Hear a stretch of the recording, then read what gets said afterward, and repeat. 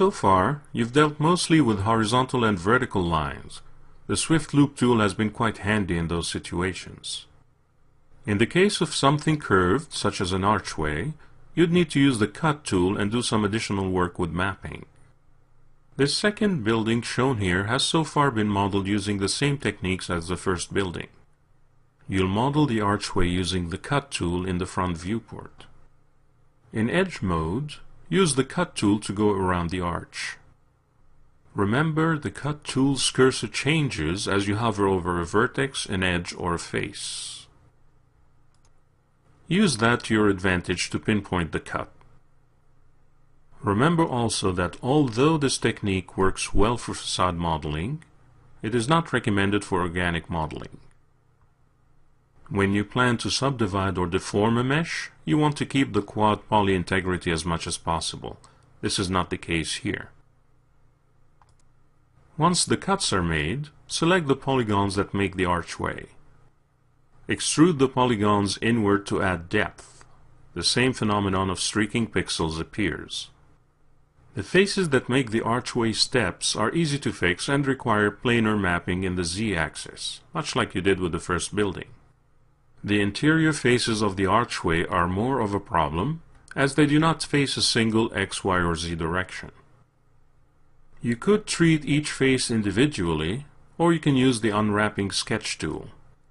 Add an Unwrap UVW modifier to the top of the stack. Select the faces that make the archway steps.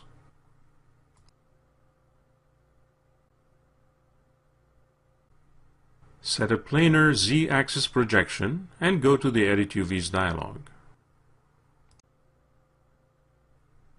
As you did with the first building, display the reference bitmap. Make it brighter if you wish and filter the selection.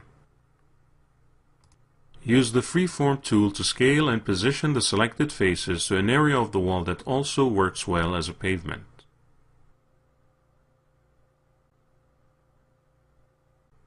Next, select all the inner faces of the arch.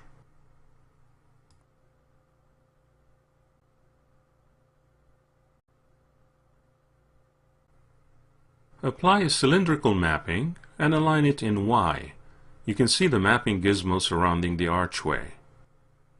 As you flatten the mapping, you can decide where the seam is going to be. In this case, you want the seam at the bottom since the faces already intersect at the top. The seam is shown by a green edge.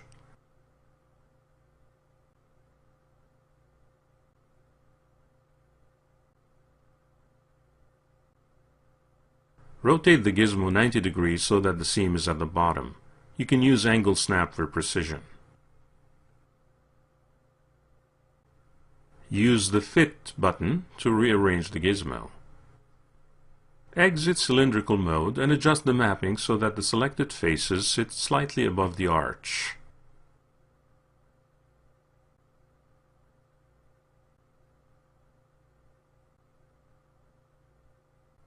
If you select the right face in the Edit UVs dialog, you'll notice the left face is selected in the viewport.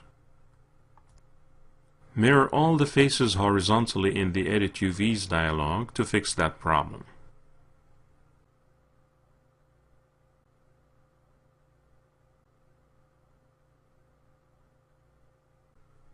Switch to Vertex mode and select the Sketch Vertices tool in the Tools menu.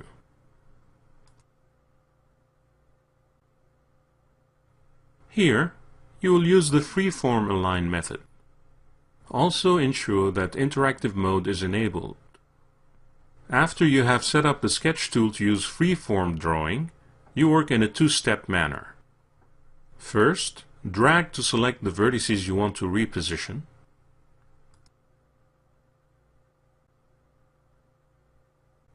And second, draw a freehand stroke to place the selected vertices.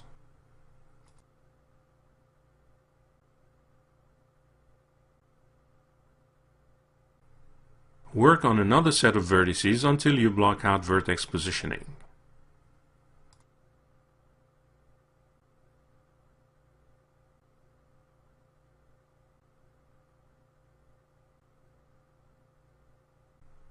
Right-click to exit Sketch Vertices mode. After that, you can fine-tune your work by moving individual vertices to other locations.